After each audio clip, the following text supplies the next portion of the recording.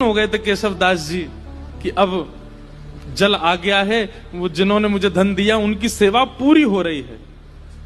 लेकिन तभी जोर की हवा चली और बगल के मिट्टी जो गहराई में चले गए थे तो वो मिट्टी थोड़ी सी ढीली हो गई और वो पूरी नीचे आ गई और जितना कुआं भरा था सब दोबारा भर गया और केशवदास जी अंदर ही दब गए उसमें।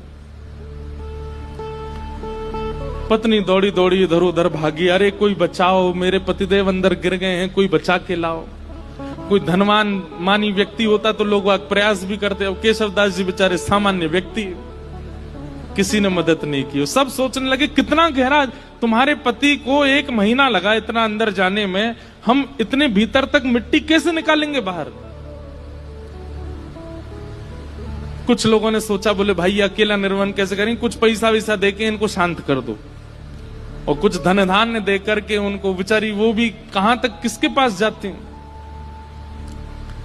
लेकिन रोज ठाकुर जी से प्रार्थना करती, मेरे पति ने कभी कोई गलत क्रिया नहीं की, आपके नाम का आश्रय लिया, संत सेवा की, नाथ आप ऐसा अनहित नहीं कर सकते उनको। 1 महीना व्यतीत हो गया, मृतक घोषित हो गए केशवदास जी।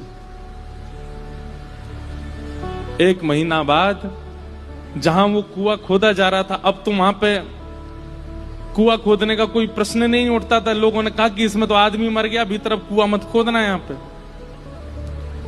लेकिन लोग बाग जब वहां से निकलते थे तो वो एक मिट्टी का टीला बन गया था। जब वहां से निकलते तो राम नाम धुनी सुनाई देती, और राम नाम धुनी केवल राम राम करती हुई सुनाई नहीं देती, साथ में झांझ, मंजीरा, करताल, सारंगी आदि आदि वाद्य भी सुनाई देते, जैसे मानो कोई उत्सव महोत्सव चल रहा हो।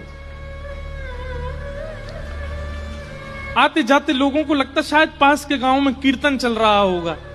लेकिन जब 10-15 दिन तक अखंड नाम धुनी सुनाई देने लगी, पास के गांव में जाकर के देखा कोई उत्सव नहीं है, तब बोले शायद यही कुछ है।